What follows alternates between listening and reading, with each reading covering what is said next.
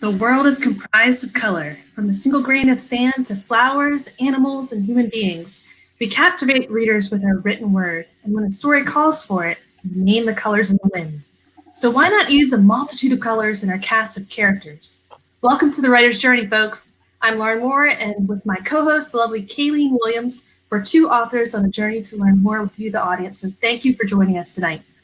Today we're talking about how to be more inclusive in your fiction. We're going to be real, we're going to be honest, and possibly not all that politically correct. So I'm just laying out that trigger warning now. Politically correct. Just let you know. We're going to be real.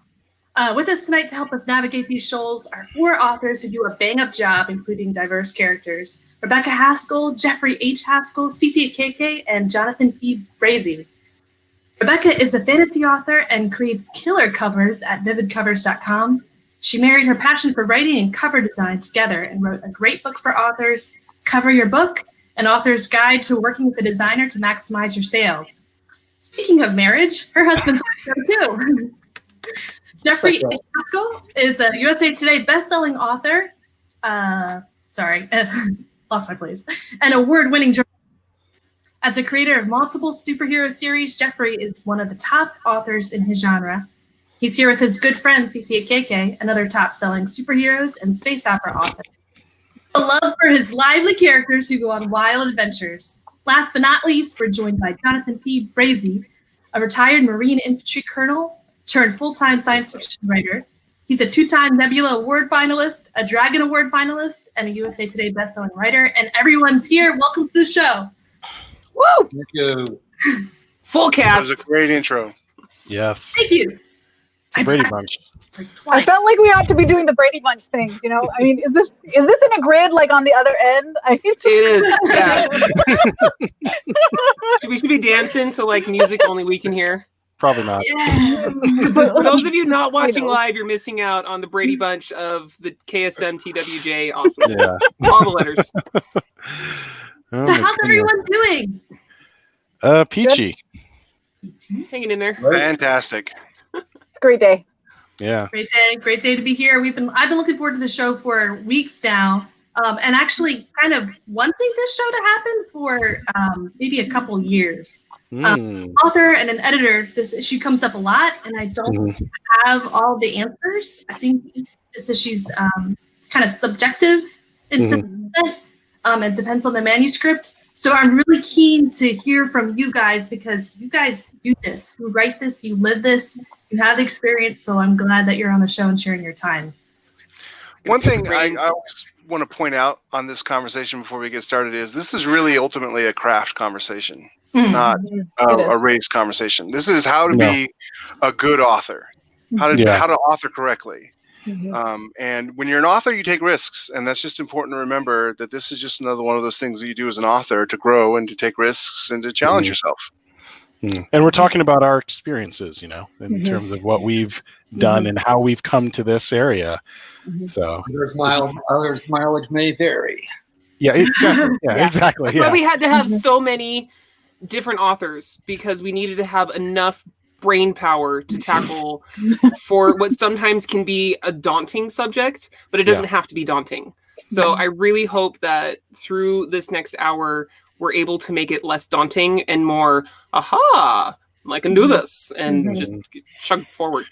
And just, you know, certain hidden gems or things like, because, I mean, even though, I agree with Jeff, it's definitely a craft conversation, and it should always, should focus on the craft, but everyone has blind spots, whether it be in their writing in other areas. So it's good to kind of, I never considered it like that. And that's the best thing is to, it's a unity panel.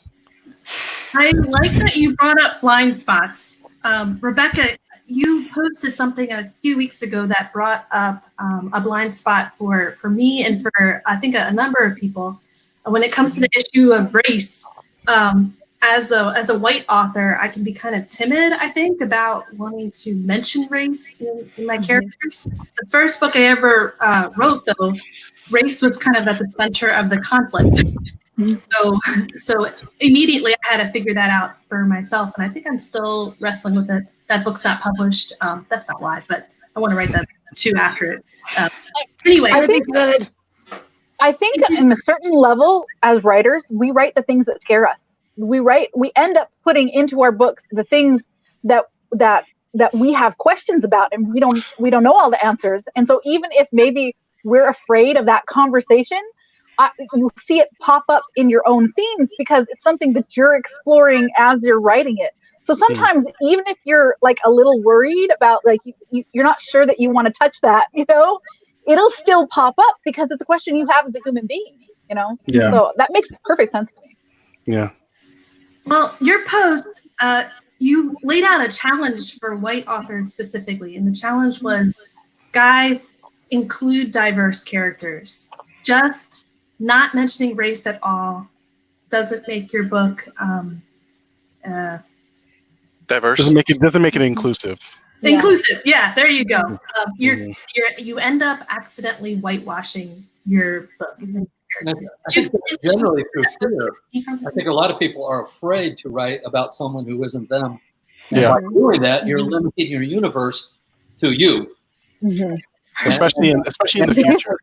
That takes away from the Penelope of what the universe is. Mm-hmm. Mm-hmm. Absolutely. Would you tell me, Charles, about how in the future there? Oh, wait, what I say? The future. I say a lot of things. There's only white people. Oh yeah. No, apparently we're all going to be some tone darker than me. We're going to be so mixed. Yeah, we're going to look like get Kayleen. used to it. You're going to look like Kayleen. That's not a bad thing. That's a good thing. I tan. You don't have to tan. But I think so. Mm-hmm. I'll venture in something like way back when, before I even thought that self-publishing was possible. I was crafting some of the characters in my first series. I was crafting the main character, and I used to sketch a lot more. I don't really sketch anymore, but I was sketching the character out, and I was looking at him. And this was when my series was much more comic influence, even though it was still space opera. It was much more comic influence. And one day I was just thinking to myself, I've seen this character like 10 million times. I need to do something different. And the big inspiration for me when I was coming up with this was the Star Brigade series, by the way. The inspiration was Benjamin Sisko, because at the time I was watching, I didn't realize what a big deal it was for this character, a person of color, to be the lead in any type of show, especially a genre TV show. And that's where the inspiration came from. But I think more importantly than anything, as important as it is, inclusion is important. But one of the things, I'll use another example of how not to diverse, if you will, and how not to diverse is there's a show on TV. It was it didn't even last a full season, called Undercovers, and it was like, NBC was like high-fiving themselves because, we have the first series where it's like 2 people of color, and the show sucked. And it's just kind of like, the thing is that it's that balance between having diversity and having them actually be characters that happen to be diverse, and then tokenism. And I think there's this huge thing is tokenism is the biggest problem, because a lot of people are just like, oh yes, check mark, click, or they put all their, I think somebody said it, all their otherness in one character. Oh, he's black, he's gay. Rebekah, because she's awesome. Of course she caught that. And I think it's so important that you do it kind of like the way they did it with, I think, Scandal. And I know we're going off genre here, but it's just like, the thing about it is that Olivia Pope was a character, complex, flawed, interesting, intriguing, had so much, badass, draw people on, and she happened to be black. And they didn't make it where it was just a huge freaking deal, but they didn't forget that she was black. So there was this one thing that her father said to her that was very telling. It's just like, you have to work twice as hard to get half as much as what they have. And I remember when I saw they said that, I was like literally leaping out of my seat, like, oh my God, they said that on network TV. But again, to my point is that it's making them characters. And I can understand where people, it's like, hey, this is, I've talked to some authors and they've said like, the reason why is because, I don't want to get like dragged over the coals. But I think that it's just a matter of see them as people, do a little research, and just don't put all your otherness in them. Don't do it like a check mark. Don't be Batwoman. The show. Like TV police captains. Yeah. Mhm. Yes. All gay black women. Oh my God. Yeah. All of them. Or gay black men.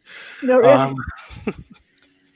But Brooklyn Nine-Nine that was in the aughts. That was in the aughts. We've moved on to women. Okay, well, Brooklyn Nine-Nine is an exception because that character is written and acted and performed exceptionally well. Exactly. And then that's what makes the difference. That's what makes the difference is that you want real characters. It's just that a lot of something that authors don't realize is that tokenism can prevent you from creating a real three-dimensional, believable character. Because when you just have one person of color or one person in whatever group that you're representing, if you only have one representative of that group in your story, they become the symbolic stand-in for that entire group, whether you want them to be or not. So suddenly you're in this position where they better be awesome. Okay. They better not have any flaws. They better not have any like quirks or idiosyncrasies. They better never be wrong, because they got your Mary Sue. All of the sudden, so they're Ray. Exactly, right. Because all of a sudden, the things that you're saying about one character you end up saying that about the entire group because you have made them into a token of that group. It's a problem. Another thing about tokenism is the fact that I was at a panel very similar to this at a convention, and one of my friends who's trans said that in all the books that she reads, there's one trans person. And she was saying, trans people hang out with other trans people. They're not the only one in the entire universe. And so so when you're doing this, besides being just the only example of whatever the group is you're stepping away from realism. Yeah. And ultimately, I mean, our job as authors, and not every author agrees with this. I got raked over the coals once for saying this on a Lit RPG forum because that is not. Some of the writers in that genre are not known for their depth of character. No. But my favorite writer is David Mamet, and he's won a Tony. He's won an Academy Award for some of my favorite movies. He's a brilliant writer, and he said that a writer's job is to tell a story as honestly as possible. And you wouldn't create a cast entirely of people of color and then have like one white person. No, you wouldn't do that. So why would you do it the other way around? Depending on what genre you write in, as Becky pointed out to me earlier today, even if it's second world fantasy, yeah, sure, you don't have real world analogs, like you don't have a Chinese culture or Chinese people or whatever, but you can have different cultures with different, ethnicities and skin tones and cultural idiosyncrasies and things like that. I write in the real world for the most part, alternate history world. And, one of my books is set in Arizona. It would be disingenuous if some of the cast were not Hispanic. Yeah. And piggybacking on what you're saying, with my Pantheon Saga series, how I wrote it in terms of the diversity, I basically made it kind of like how when I was in Southern California, it was literally like an explosion of diversity when I came here because I'd lived in the Midwest, I'd lived in the South, and there was some, but it was just like when I came here, it was just like, all different types of Asian ethnicities, different types of, from Eastern Europe. And it was amazing. It was a culture shock to my 10-year-old brain. And so I tried to do something similar because this takes place in a fictionalized version of San Luis Obispo County. So I was just like, okay, it's a small metropolis. Not the actual metropolis than Superman, but like it's an actual city, a big city. So let's make it actually diverse. Let's have the lead character be someone of color, and because that fits the area, that makes sense. That would be what you would see in Southern or Central, or this version of Central California. So think about the story, what the story needs, and what's natural there, and let your characters kind of flow out of that naturally. That could kind of steer you away, I think, from the tokenism too. But to kind of go back to tokenism, Rebekah, could you explain what that is, and also what are some other blind spots we might not be considering? Well, obviously, okay. I want to just preface everything that I say with the fact that I am not a spokesperson for non-white people or for mixed people. I am not a spokesperson for all non-white readers or authors, okay? I'm speaking from an individual point of view, because regardless of what your skin tone is or your ethnicity or background, we're all individuals and we all have different opinions about something. So what I can draw from my thoughts are based on my experiences as a reader and a writer, and the experiences of other authors that have spoken and written on the subject of inclusivity in fiction. The original Facebook post that you referred to at the beginning of the show, I wrote it because I had just a bizarre experience that I wanted to share with other authors, because it was incredibly illuminating for me personally. And I don't know if it's something that you would discover on your own if you are white, if you are a white author. I don't know if you would see it, because we all do have those blind spots, okay? So several years ago, I was in the middle of writing my first book, and I came across a blog post by an Indian author who was raised and educated in India. And she talked about her experience, which was because India has the colonial history of India. Their education system is very, very influenced by Western literature. So a lot of the literature in their schools is Western literature, not even if it's not necessarily in English, because a lot of the Western literature would be translated into, Hindi or Bengali or Gujarati or whatever, one of the many Indian languages that are spoken. And it wasn't so she learned to read, and her early reading was Western literature. And Western literature is populated almost whole, especially the classic stuff, is populated almost wholly by white people and especially white points of view. Every once in a while, there will be a non-white secondary character, but points of view are almost all white. So she learned to read about white children named Mary and John, and that was her early reading. So when she began to write, and like most of us who are writers, she began to write very early. So she started to write stories about white children named Mary and John, even though she didn't know any white children, much less children named Mary or John. There was nobody white in her family. She had no white people in her friend group, none of her schoolmates, her teachers. But it's a neurological thing. I really believe that it's a neurological thing. And I don't want to attach any moral judgment to the white default, because it is a function of our brains. And I'm not a neurologist. If anybody listening is, you can correct me if I'm wrong. But the way I understand it is that when we're building neural pathways, like you are when you are an early reader, is your brain can't necessarily differentiate between relevant context and irrelevant context. It just stores everything, okay? And that's the reason why you may not have a whole lot of really solid memories of when you were 8 years old, but you can smell something. You just catch a whiff of something and bam, third grade all over again. It's because your brain has stored the context. So when you're building the pathways for reading and writing and literature, the literacy pathways, and books, storytelling is white when you learn, when your first experiences with literacy are Western literature. And then in most cultures, that pathway will then, and that correlation will be reinforced over and over again throughout your life, from the movies you watch, the TV shows you watch, the games you play, the books that you read that are also populated by primarily white people. And this is why this blog writer, who incidentally, I have tried to find her and her blog post for years, and I can't find it. If anybody knows what I'm talking about and can find that blog post for me, let me know. But she talked about how it wasn't until she was an adult that it even occurred to her that she could be writing stories about someone who was Indian. It didn't even occur to her that she could be writing about someone like her, because in her brain, stories are white. And so I had a similar revelation while reading that blog post. I was fully an adult at this point. And I stopped and I was like, I thought about the fantasy novel I was in the middle of writing. And I realized all of the POV characters were white. All of them. Yeah. I didn't even have someone that was mixed like me. Yeah. And I asked myself why. I was like, why don't I not one.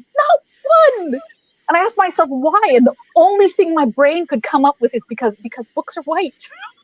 Because that's what books are. That's what stories are. Especially, okay, I grew up reading fantasy and I love fantasy. Don't get me wrong. Yeah. But there ain't no whiter genre than fantasy. Not even a little. Just, actually, especially the fantasy of the 90s, which is what I was reading, so white. And so I had that equivalency in my head. Stories are white, and it wasn't. And I had to I had to take a step back and realize that whenever race or ethnicity or skin color is not specifically mentioned, I put a white person in that place because they are all Mary and John to me, because that's how I learned. And that realization of the white default that I was functioning on, even me, it just blew my mind. Yeah. And no, I get it. Here's the thing is, I would talk to authors. I would talk to other authors who would tell me how they handled race. And a lot of authors would say, well, I handled race. I was thinking of a Hispanic woman in this role, but you know what? I don't describe their race because I want everybody to have the freedom to imagine what they want. I understand where they're coming from, but that's ignoring the white default. If you don't say it, they're white. Okay? If you don't say otherwise, they are white. That's something that not even I did not realize until, and I'm mixed race. My mother is from El Salvador. My father is of German American descent, and so race has been in my brain, and the topic and the topic of otherness has been in my brain since I was very small. So it's not like something that I never thought about. But it wasn't something I realized until I was almost 30 years old, and if I didn't realize it, then I know that there's a lot of white authors out there that don't realize that's the default. And by omitting those things, they effectively whitewash their own stories. I'm pretty sure most of them don't intend to and wouldn't want to if they knew that was what was happening. So I do have a question to spin off of what you're saying, because I know that it might be in a lot of people's minds right now. Some people are really nervous to be like, this is a Black person. This is a Mexican. Really? Right? They don't know how offensive. Dare you? Good Lord, how dare you suggest that a character not be white?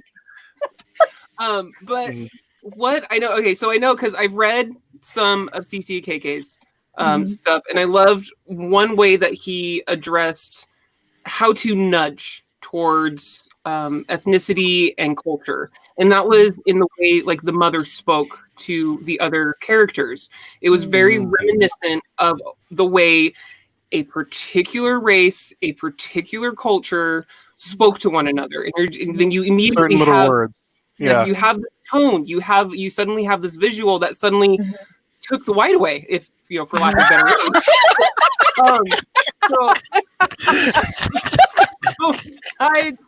Besides just flat out being rip like, the Band-Aid off. Come on. This is my Mexican mother, this is my Black father, what have you.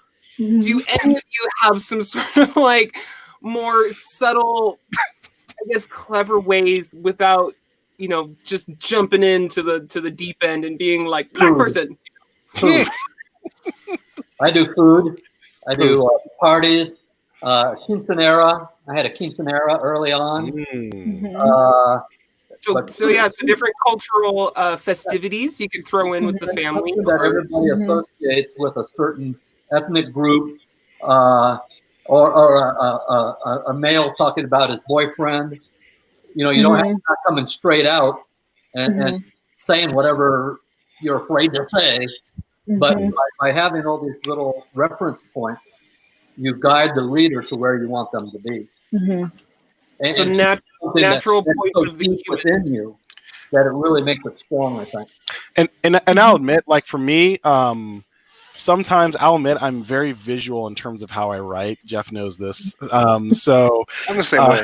Yeah. So it's like I kind of describe the character, and what I also try to do is when certain characters are being described, especially more so in my more recent writing, I try to make it from that POV's how that POV sees that person. It's not just like a one catch-all, like third-person omniscient. It's like, how does this person see that person? What do they know about them? Like, for instance, one of the main characters in Pantheon, he was describing his teenage dream girl, and she happens to be mixed ethnicity. And so there's certain things that will come out in that description.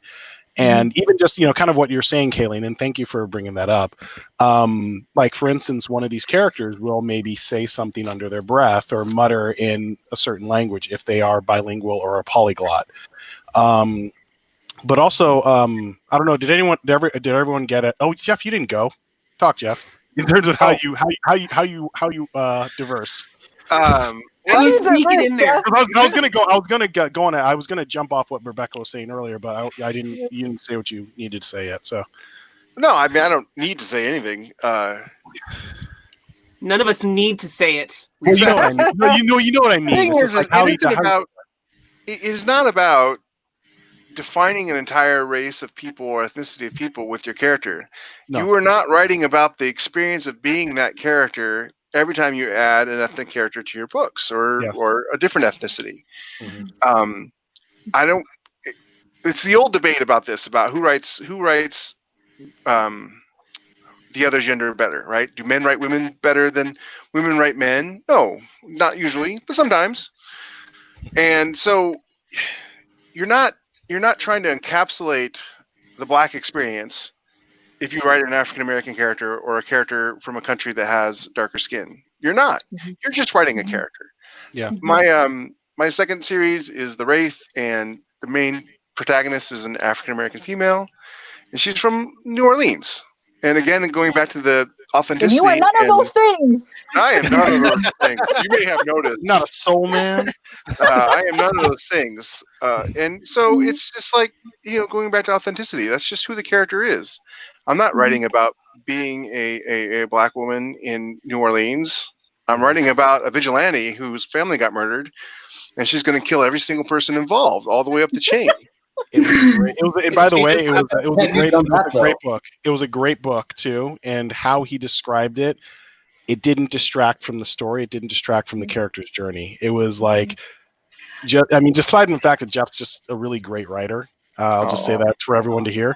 But it was just like how he described the family. It was just very subtle, and it was very well done how he did it. And it wasn't like in your face, they're Black, It was just, they were. At the same time, don't be the Kool-Aid man. At the same time, At the same time, I just want to put out there. Sometimes I hear a lot of authors saying, like, how do we do it? I don't think you always need to be clever. Sometimes brown skin is brown. You don't need to be afraid necessarily. Just synonym. Just mahogany. Exactly. Well, honestly, I don't think you need to bust out the thesaurus either. I think sometimes people get in a little bit of trouble that way. You don't necessarily. I understand it's writers. We want to use a metaphor for everything. Sometimes it's just not necessary. Sometimes you can just say what you need to say, and it doesn't have to be this big thing. Or or going back to over there. Actually, no, over there. Going to what Jonathan said, putting certain cultural things, like he said the quinceañera. One character I mentioned, she was in the middle of Ramadan, which kind of speaks to, okay, she's Muslim, but you don't throw it in their face. You just kind of say, oh yeah, Ramadan's over, that's why I can't do this. Little things, a little mention right there. You can be subtle about it. We're creative people. We can be creative and subtle in the same way. Just drop these little things. Or there was a character who's Korean who happens to like a Japanese girl. He's worried about what his parents might think because there's some history there. You're not telling the whole story, but it's just a little, I was talking to a friend of mine who happened to be Korean, and I just wanted to make sure I'm like, hey, would there be some weird stuff if I kind of go all out with this? And he kind of said hey, here's some things to know. And I was like, oh, okay. So I kind of made sure I was sensitive of that when I was writing that relationship. So don't be afraid to ask your characters of your friends of color, just to ask them about these little things here and there. So you just use the word sensitive. That gets us into sensitivity writers. Yeah. I wrote about an ace character, and I wrote about a gay character who was falling in love with another guy. And since I'm not ace, and I think I could have figured out the but I wasn't sure. So I had people read them and saying, "Am I making some really stupid, obvious mistake that straight white guys do? Just tell me now. I don't want to have reviews saying this guy doesn't know anything about it." So the sensitivity readers, I think they're vital if you are not confident in what you're writing about, because you can make an honest mistake that to you is just part of the story, but can turn off your readers or make them distance from your writing. Yeah, and to hop off and to kind of piggyback off what Rebekah said earlier, I had a very similar experience that she did in terms of when I was growing up. I grew up in predominantly white neighborhoods, predominantly white schools. My parents are both immigrants, so I couldn't really relate as well to the Black people I did know in my schools as well, because I was raised differently in many ways. I was made fun of because I actually spoke a certain way as well. Why don't you talk right? Yeah, why don't you? I'm just you know, why don't you talk right? Why do you talk white? Exactly. And I'm trying to make it nice. Yeah, that's what I heard. They weren't. I'm sure they weren't. They weren't nice about it. So a lot of times when I was growing up, it was like, again, a lot of the entertainment was also what I saw. Like, and I didn't think about it too. It took me, like Rebekah, it took me a while to really think that, oh, okay, it's like I just watched it and I just thought that was normal. And again, it was kind of when I started having an epiphany. Once I went to college, once I kind of got a little older, I started to see like, oh, maybe we should kind of be doing a little more. I didn't get like radicalized or anything about it, but I noticed that there was definitely a lack that was missing. And it's just a matter of having these other voices heard. It's not a matter of replacing, because I think here's a big problem that I think that needs to be said as we're talking about diversity and being stuff. One of the biggest. You want to say this? Oh, I'm going to go there. I'm going to live there. Go there. I know go where there. he knows where I'm going to go, but I'm going to go there. I live there. I have a couch. So, okay. So one of the biggest problems with a lot of these big genres, like big franchises nowadays, like the Star Wars, like the Star Trek, like Doctor Who, is that you have these certain writers who feel that it's their job to chastise and shame fans who made it popular, and they're trying to attract this fan base that doesn't exist. This fan base of all their, doing all the checklists, and they're trying to track these people, and they're making these token characters that are terrible, and then the characters that are maybe from the bygone areas, the Picards or the Luke Skywalkers, they're shaming them or feel that they need to be humbled, need to be brought down low, and then they basically humiliate them. And it's just like, first off, in Luke's case, kill him. Yeah, God. Well, Spoiler alert. And I mean, it's been out for like 2 years. Well, I'm kidding. But even with Picard, spoiler alert, they killed him too and replaced him with a droid. But whatever. The point is that you don't try seriously. Yeah, it's the show's terrible. God, you ruined all his dreams. I don't know. I ruined it so people avoid it because it's terrible and it doesn't deserve to be watched. But the point is, after the second episode, it was so bad. But the point is that you can write that, and you don't look at. There's room at the table for everyone. That's there basically. Is. There's room at the table for everyone, and these woketivists who basically call themselves writers, because that's what they are. They're terrible. These little toddlers who are blue check marks on Twitter, and what they do is they think that, okay, we have to make this token character. We have to, shame on the white characters, destroy them, tear them down. It's like, no, that's not how you do it. It's just like you bring them in. It's just like, why should people care about these characters? You're driving away the old fans. And you're trying to attract these new fans who would never be fans of this genre anyway. And it's just like you can bring everyone in. You can bring in new fans. You can respect the old stuff, but you can move forward in your own way. And you can respect the characters. You can respect what came from, and you can respect the fan base. You respect your readers. You respect your viewers. You don't just insult them and spit on them and have them with such contempt. Like what they're doing to Star Wars, like what they're doing to Star Trek. There was an article. Yeah, God. And like even with Star Trek, there was this article on StarTrek.com, 6 ways how Jean-Luc Picard was humbled. I'm like, have you watched the show? Did you watch TNG? He went through a lot. They're acting like he was just privileged all the time, and he went through no problems. And it's just, there's a way that you have that balance, and you do not insult your fan base, you do not insult your readers, and you actually just have all of it together. You have one good unified story. You have diverse, and they're all characters that are nuanced, that are fleshed out. And yes, some of them are people of color, some of them are white. That's how it happens. That's how it works. I know that was a bit of a rant, but yeah. No, I totally just agree with everything that you just said. And it's not just an ethnicity thing. It's not just race. I watched a movie that was very girl power. Okay. Which I appreciate. That's good. I love me some girl power. That's great. Okay. Yeah. Until the people involved with the show went to their press, whatever it is that they do to drum up excitement about them, and said it was not for men. I'm sorry, but I don't want you to package it up in a little pink bow and stamp women only on it. That's and not then charge us $5 more. But you know what though? Right? And Rebecca, you know what too? Here's the thing that sucks about that even worse is that they'll say that, and then when it tanks, they'll blame men for not watching it. They will. No, they did. They did. And they have, yeah. We're talking about an actual movie. That's well, exactly yeah, no, it was an actual movie. And listen, stop trying to segregate us. Nothing good comes from trying to tear down other groups of people, even if you believe that those people have had dominance or power or prevalence or ease that you don't think that they're entitled to. We don't get anywhere by just tearing other people down. Here's what it does, okay? It doesn't actually benefit the oppressed groups. No. It just helps white people climb the ladder of wokeness that has become a new social strata, okay? Yeah. That's all it does, okay? It's virtual signaling, and it's crap. But if you actually care about the groups that you are attempting to represent, you're not going to do that to us. You know what? I also stop recycling characters and just changing the color or changing the gender. I don't want your hand-me-downs, okay?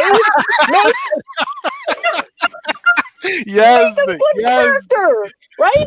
A great example of that is a couple of years ago, Marvel Comics, not the movies, decided that they were going to kill off all their legacy characters and then roll some POC dice and give new characters that they ham-fistedly created those names and costumes and suits and powers and stuff like that.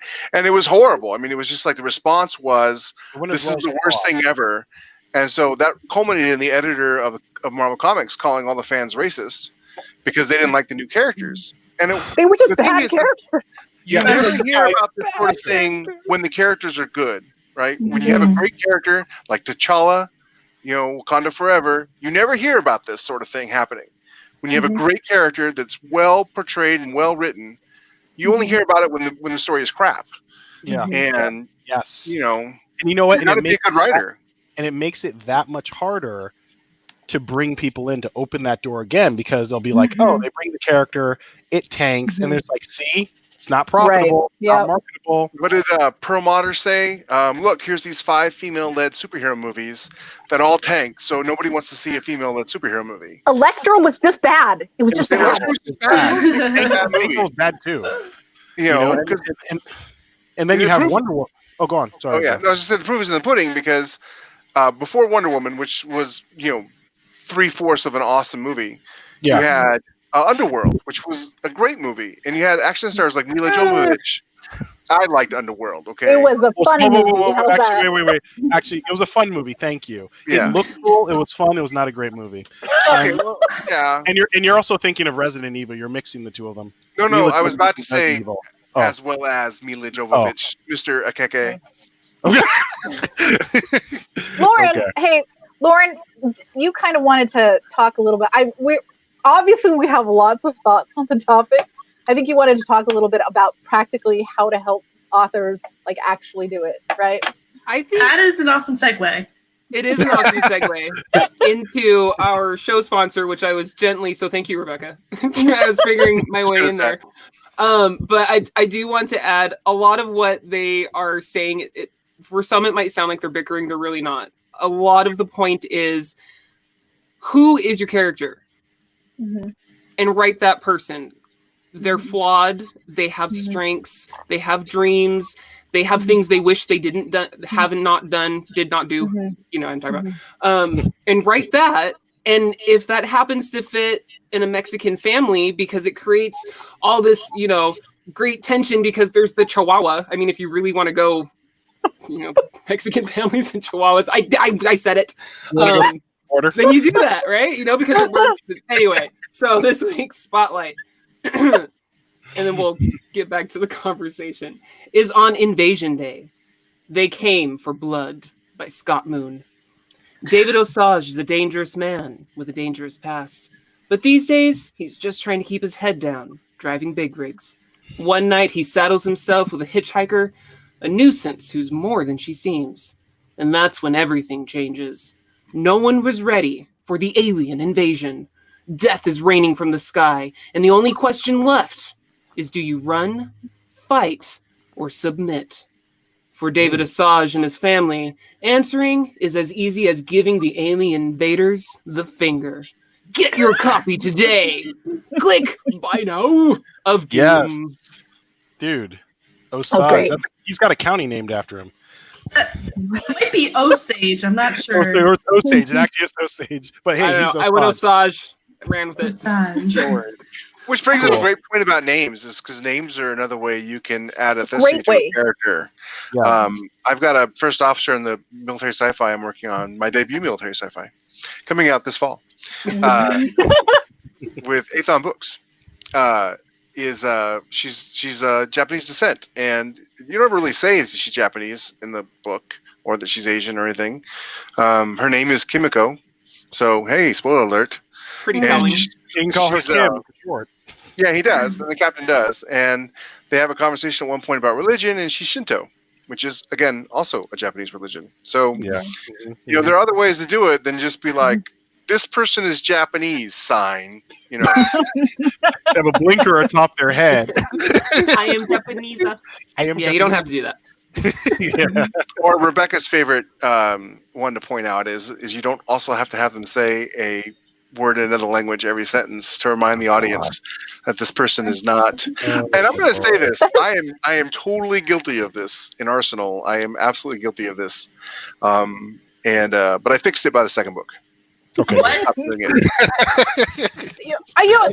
bring that up though, that you fixed it by the second book. I wanted, when I wrote that post about inclusivity, a lot of the pushback I got from authors was, but I might get it wrong and someone might call me on it. You probably will get it wrong to some degree, but that's what every part of writing, you don't get everything right completely out of the gate. And I understand that there's a little bit more baggage behind getting something connected to race or, sexuality or gender wrong than there might be to whether or not you use the right terminology for the gun that the guy's using, or some, but you're not going to get everything right. And that kind of criticism that you get, it's, first of all, relax. It's not going to end your career. Okay. Breathe. Unless you're a YA author on Twitter. Oh, good Lord. Unless you're a YA author on Twitter. Breathe. Yeah. It's going to be okay. And even Charles Dickens did some retcon on some of his books to remove some anti-Semitic stuff that he didn't intend to put in there, but it was part of his point of view. And when people educated him on it, he went back and he changed his manuscripts to remove some of that from there, because he was like, I never intended to offend the Jewish people. That was not my intent. And so I want to make it right. It's going to be a learning process. You talk to any author who has dealt with race at any level in their work, and they'll tell you how they did it wrong first. It's a growing process. It's a learning process, and it's going to be okay. Well, first of all, somebody's going to have a go at you for what you write, no matter what it is. Yeah. No matter what it is, but writing and learning to write honestly and authentically from a real place is just a learning process, and you're going to just have to learn as you go, the way you do with any other part of writing. And going back off what Rebecca said, like literally, I've had reviews where people have complained about the amount of diversity. So yes. Too much overemphasis on diversity. So it's like, whatever, even if you do it right and you are sent, there's going to be somebody who's going to kvetch about it. Is that where the subtlety kind of comes in? Yes. So we've talked about characters interacting with each other. We've talked about dialect a little bit, like a little bit on the dialect. We've talked about the way characters affect each other and bringing cultural details in and names. But what about actual visual description? How do you be subtle with that? One thing I ran into was, my character. It's important that the audience knows that she's Black. It's 2 years after the Civil War, and that was a big part of the conflict. But I was, this is the first character that I've mentioned skin color. Like I've had other characters, and I didn't mention their skin color. And I'm not planning on going through the whole book and mentioning everyone's skin color. Yeah. So I don't want to point her out, but man, my audience really needs to know this. This is part of who she is, and her skin color is frankly beautiful. So how do I talk about it and be subtle, be gentle, be beautiful? I don't know. So don't one of the things you have to worry about. One of the things it's not just skin color when you're talking about race and ethnicity. Someone is blonde. I have a couple of my characters who are very, very short, and that's part of what's vital to the story. So you're talking about things that set them off. It's not solely the skin color is not the only differentiation between Yeah, you're absolutely right. Like one, probably don't call her first name her first name's Harriet and her middle name's Tubman. Probably not. But one little thing I did, like there's this one of the current manuscript I'm writing. There's one way I did it where these two characters are interacting. They're interacting in Spanish, and the character who the POV it is, I said, oh, she speaks Argentine Spanish very well, even though she's of this descent. So just a tiny little drop like that is a good way to kind of go about it. Just you can do it by language, exactly. So, or refer back to the parents. We are all products of our parents. If you want to refer back to her parents and what their current situation is, or if she doesn't know where they are, or you can come at it in that direction. I think one of the things is good to avoid is attempt to avoid attaching any kind of moral weight to the descriptors that you use. Okay. You don't need to go and I feel like sometimes the impulse, especially coming from a white perspective, an impulse is to balance the scales a little bit by, and I wish I could say that this wasn't something that I'd actually seen, by trying to describe the white people as ugly and the Black people as beautiful. Okay. That's not a good way to approach this. Okay. We don't want any moral weight attached to the words.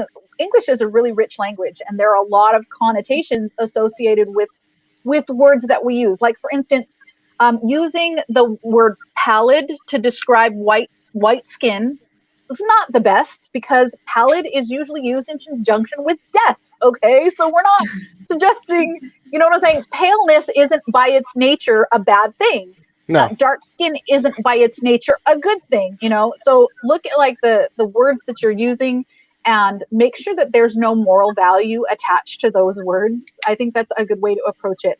I'm in favor of just dark skin or brown skin, or you know what I'm saying? Mahogany or sun-kissed olive. I do want to point out that, and I know that your mileage may vary, like Jonathan said earlier, and there are people that this doesn't bother. But so that you're aware, there's a large group of people who are bothered when dark skin is referenced by food. Okay, food descriptors of food, like chocolate or cinnamon or lattes. There's a group of people that it really, really bothers them when it's commoditized. And I'm not gonna tell you whether or not that's the right way to go with your writing. Just be aware of that. And there's things that you might not know that like Jonathan said, there's a lot of value in just getting a good beta read from somebody who has some experience. For instance, again, if you are writing a Hispanic family, okay? Ask someone Hispanic. I can give you a list, okay, of the ways people write Hispanics in fiction that drive me crazy, you know? Don't do what I did. And so just, I mean, people just ask someone with like that first degree knowledge, like, and of course everybody's going to be different. So if you can get more than one source, that's a good way to go. I write military science fiction mostly. Well, that's what I'm most known for, I guess. Mm-hmm. And one of the things that impacts from a racial standpoint in the military is not what you might think it is. It's stuff like someone with a lighter skin is more apt to get sunburned and needs more protection. And that is something that if you've ever been in the military, people will joke and all that kind of stuff. And darker skin, you don't need to get that sunblock on and all this kind of stuff. Mm-hmm. So you can do mechanical. Maybe it's easier in military science fiction because your physical body maybe is a little bit more important than in some other genres, what you're capable of. But you could fit all these things in, and I have done that a lot, and it tends to help differentiate in the reader's mind that all the different people. And kind of a follow-on on that is that in the military by its very nature is a very diverse, inclusive organization. Now, there's issues. There are issues in the military, just like there are in society, but you do not have a uniform racial, ethnic military, at least like in a U.S. military and stuff like that, which people tend to, and the British military, which tend to be the two models for military science fiction. When I was in, our drill sergeants made it very clear that we were only one color, and that was green, because our camo was green. Yeah, but every time, I had a conversation. We were doing some day training, and at night we had time off. We were training reservists, and you're sitting around basically a campfire. And I had a couple of my staff NCOs, my senior enlisted, were from the same neighborhood in Detroit. It wasn't a very good neighborhood. And we started talking about how the military gives you opportunities, what you want to do, blah, blah, blah. And then I looked to one of the guys. I said, well, tell me, this was a black sergeant, I think, Lance Corporal. I said, if you had to pick anybody here to be your partner in the foxhole, who would you pick? And he turns around and he points over there to this hillbilly from West Virginia who, country singer, chewing the tobacco. And the guy looks over and says, oh, yeah, I'd pick you too. And that kind of surprised me. I'm a lieutenant, I'm brand new, I'm a second lieutenant. It kind of surprised me. And I go, really? He goes, oh, we're not going to go party together, but he's the best machine gunner around. Yeah. And when you're talking about the foxhole, all these other things fade away. It's who's the corpsman or the medic that's going to keep you alive? Who's the person that's going to be able to watch your back? And that's why writing military science fiction is for me, it's a great melting pot for me able to explore diversity. And I even did I have one series that's specifically about prejudice and that type of thing. And it's my Ghost Marine series, which really tells the story of the Montfort Point Marines, which were the first Black Marines. And I interviewed a lot of them. I read the books about them, and I used a lot of their history and a lot of their stories into the series. And that's the only series that I've ever done where I specifically picked a race, even though this case it's a different race, it's an analog race.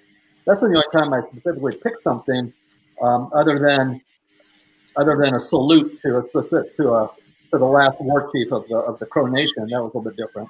I kind of wandering now. and Jonathan, it seems like the sun is coming in my eyes through the window. It's funny how combat is the great equalizer in that respect. You don't really care who the guy next to you is as long as he can shoot straight and watches your back. Yeah.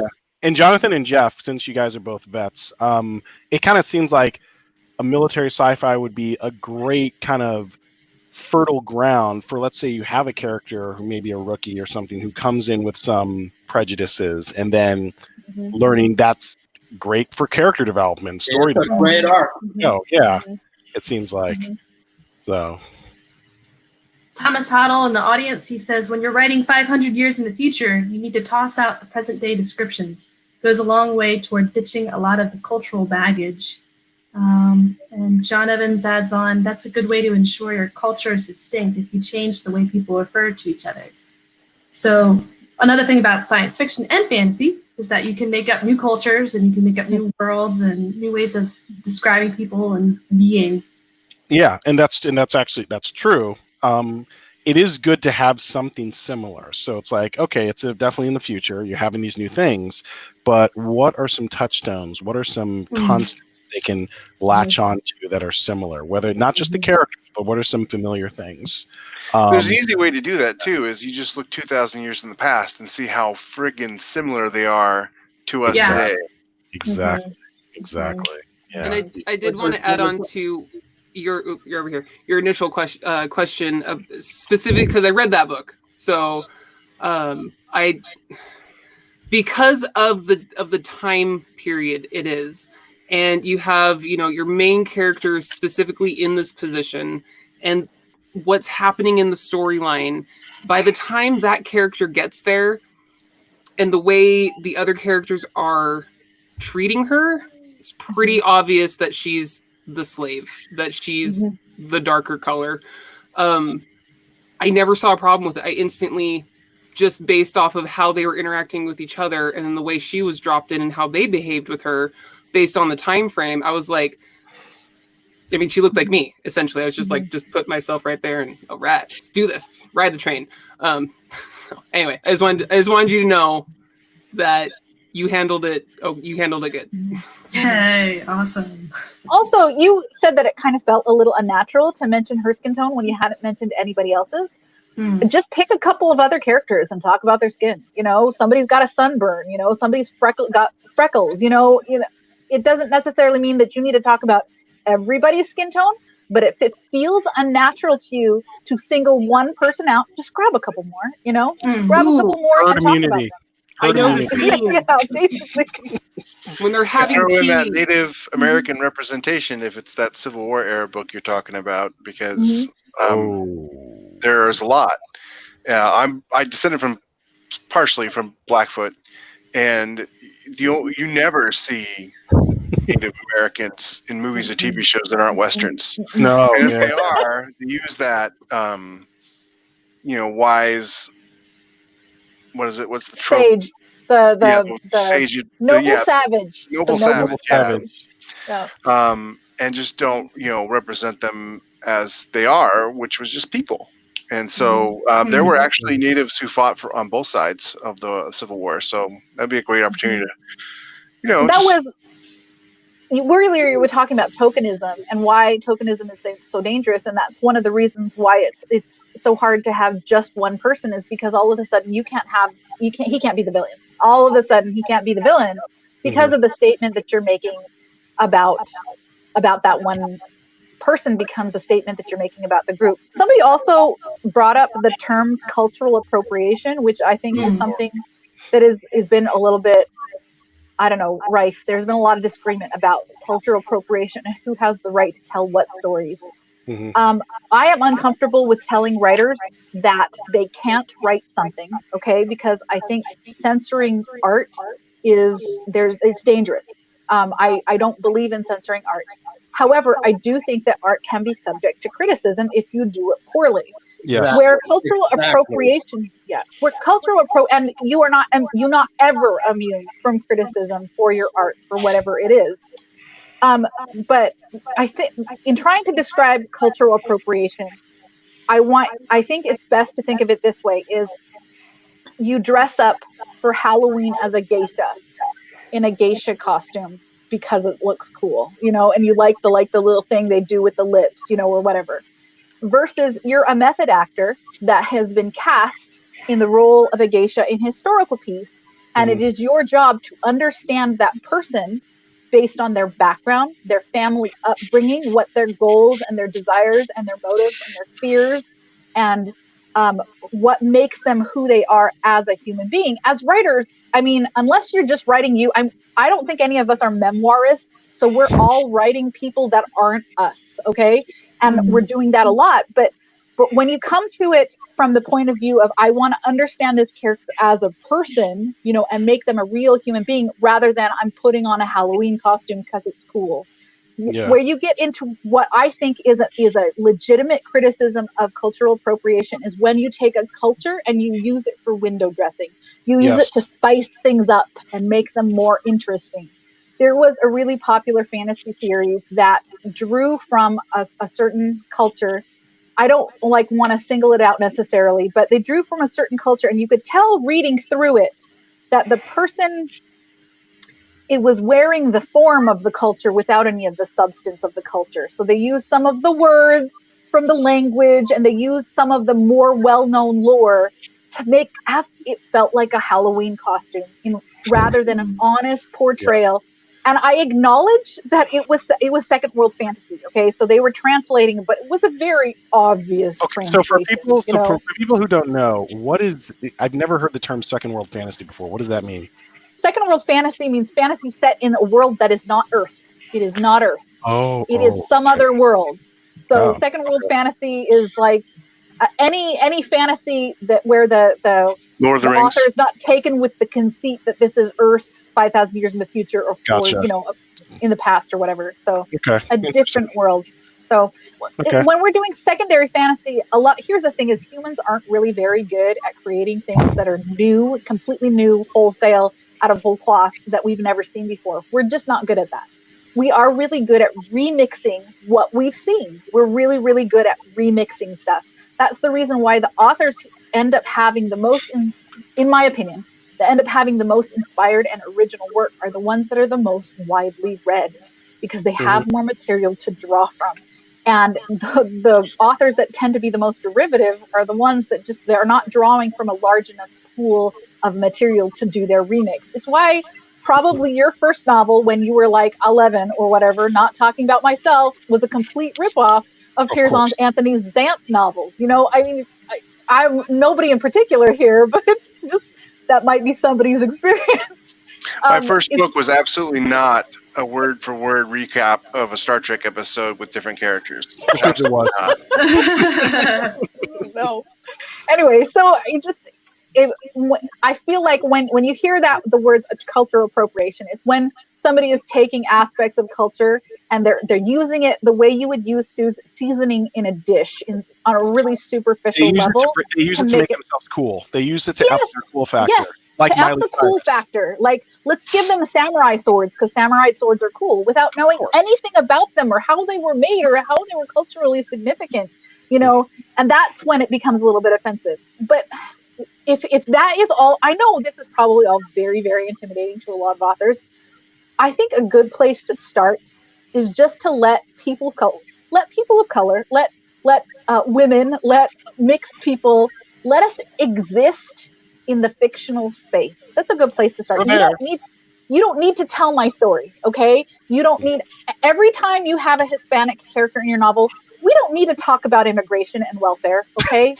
We have others. Those are not the only stories that we have to tell of any value. It's not like we're sitting at home with our families speaking Spanglish, talking only about immigration and welfare. We have other interests and other... Football. And you know what? Seriously. And that's also, stop it. Yeah. No, go ahead. I'm sorry, Charles. Go ahead. No, but it's also kind of like what you said. It's like, just like with, other different ethnicities, like when you mentioned Indian, when you mentioned, Spanish or Latina, depending on what part of the world you're in, there's different ethnicities within. There's subgroups within those. Like when you go to India, you see people who they look like they're white. And then you have people in India who are darker than I am. And it's the same thing when you go to, when you go to Puerto Rico, like Puerto Rico, you have people who blonde hair, blue eyes, and then you have people who are like, have froey hair. They're all Puerto Rican. That happens. Yeah.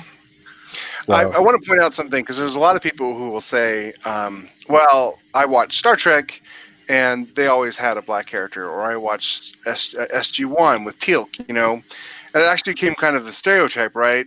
the black character was always the alien, BA, Worf, and Teal'c, and Ronan, and etc., etc.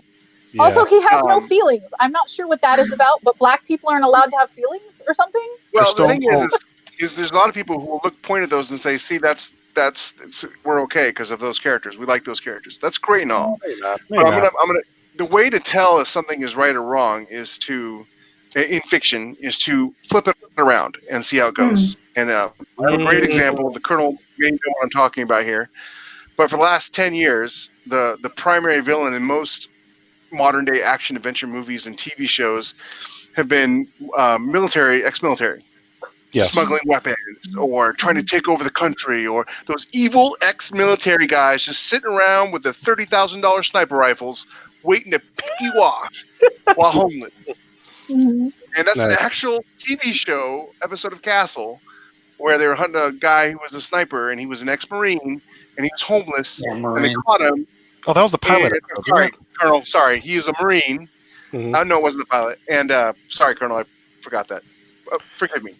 And they caught him, and dude had crowns.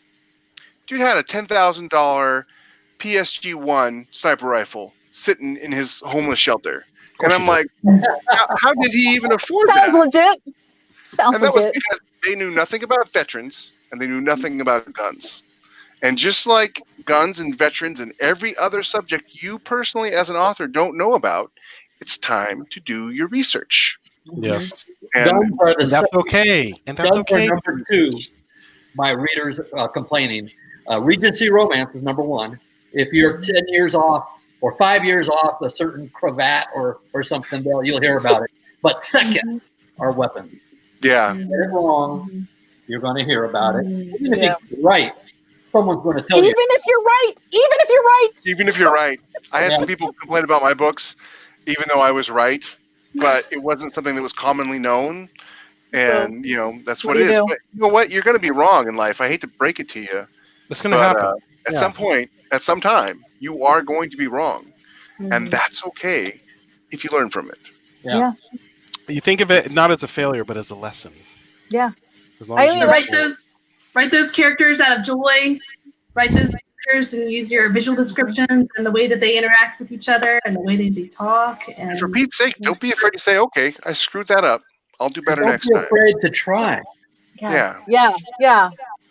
Yeah, and I think it's as long as you're obviously, you're writing it and it's from a good place. You're not just like, okay, I'm going to put that in just to put it in. It's like, put it in. It's still a part of the story. Make sure they're not just there. They're not just sitting there like a brick because they're supposed to be there. They're part of the story. They're there in an organic way. Like, I'll give you another example. There was a story I was writing, and aside from just people of color, we're talking about ethnicity, gender, and other. But everything that makes someone another. Anyone that makes someone other. So there was a character who was kind of like, I didn't see this person having a love interest. Like, they'd have, cute little affairs, but their job was their love affair. That was their great love. And then what happened is that I had this one-off character that I put in, and it was supposed to be just a very minor scene. And then I'm writing the scene in my head before I actually wrote it down. And I'm just like, oh my God. They're meant to be. They're meant to be together. Exactly. I couldn't unsee it.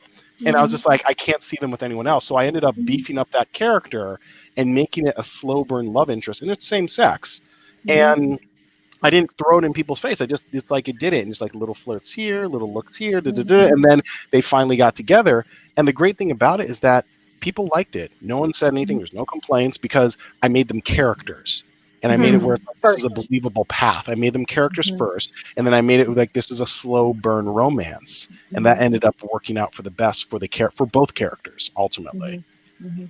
Ultimately, even the people who are the as Charles puts it, the wooktivists, everybody can have. If you have an agenda when you're writing, you absolutely can push that agenda, and people will read it, and they'll even like it if you are a good writer. And you tell an interesting story that people want to read.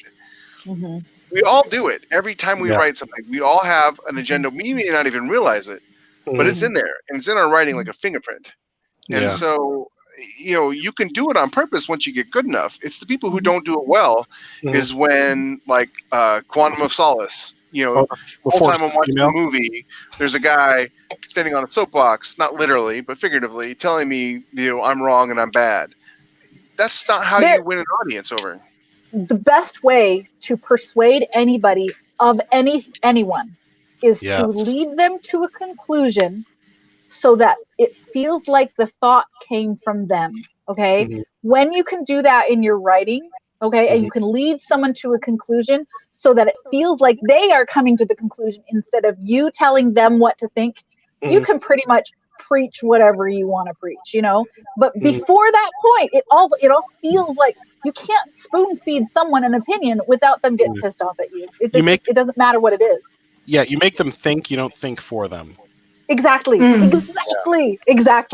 Yeah. So well said. Again, it's a craft. It's a question of craft. It really is. It is. It's how well do you know your craft, and it's not just And I hear this a lot from indie authors, mostly because of the indie authors, because I don't know a lot of traditionally published authors. But I hear a lot of I already do that. That's great.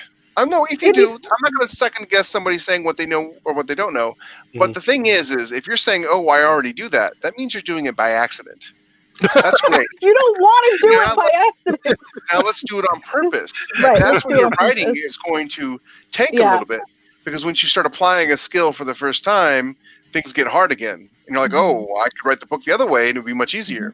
But that will only get you so many books. You've got to apply skill. At some point, you have to look at what you want to do as an author and go, okay, I have to do it this way. And boy, it's really hard. And I might mess it up. That's okay. And ultimately, just tell a good story. Yeah. A story that is fun, that is engaging, and that draws people in. Yeah. I feel like indies in particular, they really struggle talking about craft because there seems to be a real, we put a lot of weight on natural talent and doing things by instinct rather than by learning. The only problem with that, talent is all well and good. The only problem is there is no growth down that path. You can't grow from what your base level of talent is without study, and that's all this is. It's just studying and learning. If you're listening to this, it's because you want to learn and you want to grow and you want to improve what you're doing right now. That's the best way to approach storytelling, because that means that no matter what, tomorrow you're going to be a better storyteller than you were today, forever afterward. Yeah. And another thing too is, and this is something that some other authors do, particularly I know some fantasy authors do this. I just do it because I like the research of it and I like to do it. Travel. Get out of your comfort zone. Get out of your bubble. That is one of the best ways to expand your world, so it expands your writing. Like I remember even, I'll give another example where in one of my first books, I had this group of aliens that were kind of like they were an enslaved race, and I wanted to show their struggle, but I was like, I don't just want it to be torture porn in terms of how they've suffered.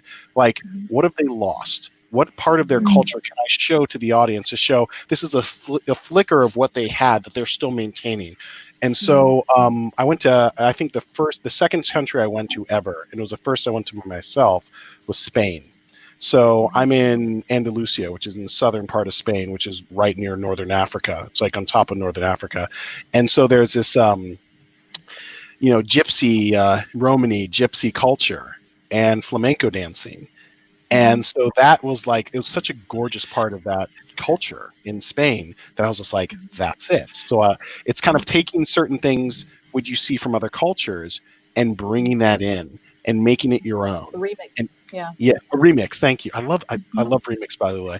But making a remix of it and putting that in your aliens, or putting that in your real world characters as well.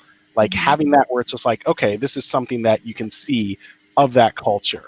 A little thing here and there that's part of them. It's ingrained in their DNA, and it comes across when necessary, not just because, but it comes across when you're actually learning about the character, or it comes across as a critical plot point, as this is why they're different and how they're able to overcome their fatal flaw or overcome the bad guy, that part of them. So I've been to over 100 countries, and I've lived within a lot of different cultures. And what you just said is exactly right. This shirt here, Fire Ant, is Filipino. I have spent a lot of time stationed in the Philippines. My roommate at the Naval Academy was Filipino. I've lived I've lived with friends of friends in the Philippines, and so I've been able to observe the fiestas. I've been able to observe the interactions, and that made it all real easy for me to pick a Filipina versus someone from Borneo or someplace. I don't have stuff. So you nailed it right there, Charles. Yeah. All right. So I don't want to cut any of you off because that's why I really haven't been interrupting, because I'm just soaking it in. I mean, it's just, I can see, there are so many nuggets of, if someone's really, if y'all have really been listening, you've gotten so many nuggets. Address your character on a deeper level. Who are they? What are their fears? What are their goals? And does being Mexican, Asian, Korean, Black, does it change the who? Does it change the dream? Can it enrich the dream?